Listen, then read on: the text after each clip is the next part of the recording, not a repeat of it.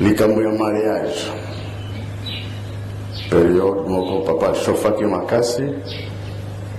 atali ete sika otokoma komela communion mais bamama mingi babali mariage te, batata mingi babali mariage eza te. Ndenge nini kolo Yesu akozala kati na yo me obengami mondimi yango papa kusaki obligation surtout na bamusicien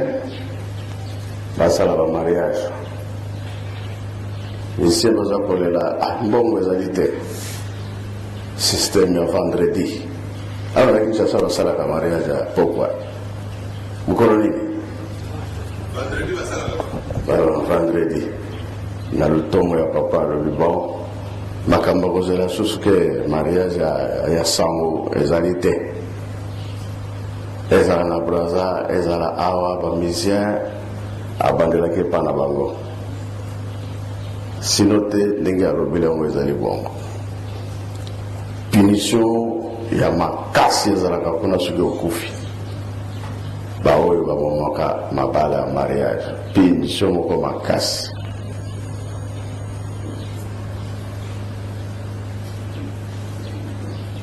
Papa Kulutu alobaka ngo na fona tanga kombo papa mapasa ya chauffeur na ye ndenge pasi ezalaka kuna soki okufi. Mingi toza nanu tosali ba mariage te me toza kosambela tozali mpe bandimi eza leçon eza ya solo pasi ezalaka kuna soki okufi. koleleki bango leleki mwana moko akufaka me azaki na mwasi ni mwasi na ye apesa mbongo libala te, mariage mpe ezali te. Ti lelo oyo azalaka na premier poste wana ayi koloba ngai awa naza na pasi ayi kopesa bandoto na bato naza na pasi mpona nini mbongo ya libala napesa te ya mwasi mpe tosalaki mariage te me toboti na bana sika boye naza na pasi awa sikoyo okozonga byo okosala ndenge me soki alobaki yango mpona kokebisa bino bato botikali ifo kokokisa makambo ndenge yango ezalaka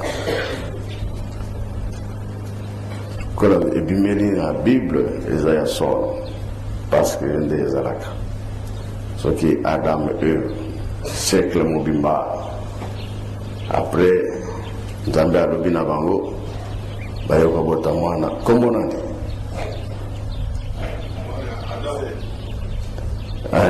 sikoyo bapanzanaki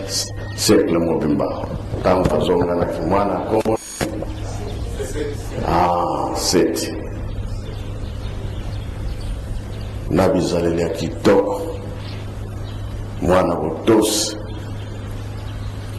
biso nde libota ya nani ya Seti ya wana kamba tata nzambe basakanaka nango te awa mela na yo lia na yo sepela na yo mutu akosambisa yo azali te ata kutu bapesi yo conseil ozokondima te likambo te kuna ndenge ezalaka likambo yango wana tolandima te na biso ya papa Mbaki apesi lisusu makasi liwa nde ekabolaka biso wana eza ya solo na yango tozala makasi na bolingo mibeko mpe misala tata mwana mpe tata molimo santo amen.